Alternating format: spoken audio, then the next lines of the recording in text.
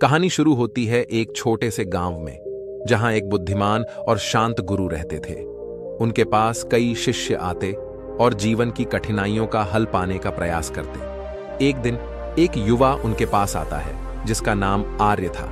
वह जीवन की छोटी छोटी समस्याओं के कारण बहुत परेशान रहता था। उसे हर छोटी बात पर गहरी सोचने की आदत हो गई थी, जिससे उसका मन हमेशा बेचैन रहता था। आर्य गुरु के पास आकर कहता है, गुरुदेव, मैं कुछ समझ नहीं पा रहा। मेरे मन में हर वक्त कोई ना कोई चिंता, डर और असमंजस का ख्याल रहता है। मैं इसे कैसे दूर करूं? गुरु मुस्कुराते हुए कहते हैं, तुम बहुत ज्यादा सोचते हो आर्य। यह सोचने की आदत एक बीमारी बन चुकी है। आर्य चौंकता है और कहता है, सोचना तो एक सामान्य बात है गुरुजी। यह कैसे एक बीमारी हो सकती है? गुरु गंभीर स्वर में बोलते हैं, ज्यादा सोचना एक ऐसा जाल है जिसमें इंसान खुद को उलझा लेता है। जब तक तुम इसे नहीं समझोगे, यह तुम्हें चैन नहीं लेने देगा। जो समस्याएं वास्तविकता में बहुत छोटी हैं, वो तुम्हारी सोच के कारण बड़ी लगने लगती हैं। सोचो, अगर तुम पानी में डूबने का डर अपने मन में बार बार लाओगे तो क्या पानी में उतर पाओगे? आर्य धीरे से सिर हिलाते हुए कहता है, नहीं गुरुदेव। गुरु आर्य को एक गिलास पानी देते हुए कहते हैं, यह गिलास पकड़ो और इसे अपने हाथ में थामे रहो। आर्य उस गिलास को अपने हाथ में थाम लेता है। कुछ देर बाद उसका हाथ थकने लगता है। आर्य परेशान होकर कहता है, गुरुजी, अब मेरा हाथ दर्द करने लगा है। मैं इसे कब तक पकड़कर रखूं? गुरु मुस्कुराते हुए कहते हैं, बस यही तुम्हारे सवाल का जवाब है आर्य। जब तुम छोटी छोटी चिंताओं को मन में थामे रहते हो तो वे धीरे धीरे बोझ बन जाती हैं और तुम्हें दर्द देने लगती हैं। इन्हें छोड़ना सीखो, क्योंकि ये गिलास की तरह है। जब जरूरत हो तो पकड़ो और जब जरूरत न हो तो छोड़ दो। गुरु की ये बात आर्य के मन में घर कर जाती है। उसे समझ आता है कि जरूरत से ज्यादा सोचना वास्तव में एक तरह की बीमारी है जो हमारे मन और शरीर को थका देती है।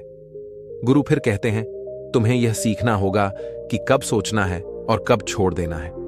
सोचो, जैसे तुम्हारा मन एक जंगल है। अगर तुम बार बार एक ही रास्ते पर चलते हो तो वहां पगडंडी बन जाती है। इसी तरह जब तुम बार बार किसी नकारात्मक विचार को सोचते हो तो वह तुम्हारे मन में एक पगडंडी की तरह स्थायी हो जाता है। इसलिए जरूरी है कि सही विचारों का चयन करो। गुरु एक और कहानी सुनाते हैं। बहुत समय पहले एक साधु थे जो जंगल में ध्यान करते थे। एक दिन उन्होंने देखा कि उनके ध्यान में बार बार एक शोर आ रहा है।